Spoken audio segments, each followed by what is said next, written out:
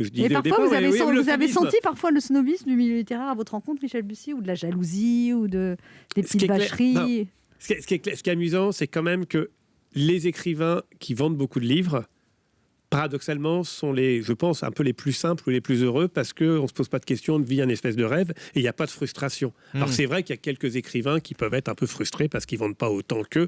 Et donc voilà.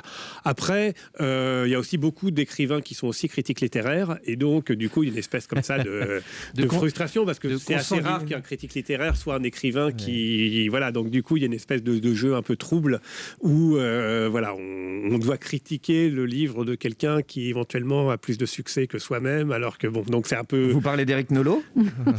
Bah non, il y en a plein en fait. Mais enfin, je pense que d'ailleurs, presque la majorité des critiques littéraires sont aussi écrivains. Oui, ils vont vous reprocher. Il n'y en a pas beaucoup qui ne le sont pas. Donc, Ils vont vous reprocher d'écrire le livre que eux n'écriront jamais, finalement. Voilà. Mais c'est comme après, ce qui est amusant, c'est que par exemple, moi, je viens du milieu des romanciers policiers, et c'est vrai que là, il y a quand même une espèce de communauté assez rigolote où on se prend pas la tête. Ah oui, ça c'est clair. Et c'est vrai que je pense que c'est moins de cette espèce de snobisme que voilà, il y a des postures d'écrivains. C'est-à-dire, il y a ceux qui, on voit bien qu'il y a des postures C'est d'écrivains. quoi les postures d'écrivain? Qu'est-ce que ça donnerait, Michel Bussy, avec une posture d'écrivain?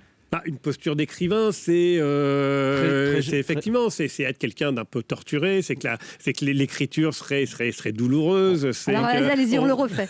Michel Bussy, je crois que l'écriture est douloureuse pour vous. Mais oui, l'écriture, c'est une douleur, c'est quelque chose de profondément intime, c'est une thérapie, voilà. Exactement. Voyez, vous pourriez si vous voulez. Et les écrivains de polar, c'est plutôt quelque chose qui est, qui a eu déjà.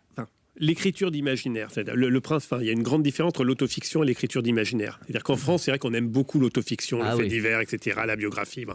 Et quand on est des écrivains de l'imaginaire, comme je le suis et comme on l'est généralement dans le roman à suspense, eh bien, on se planque et on ne parle pas de sa vie, on invente des histoires.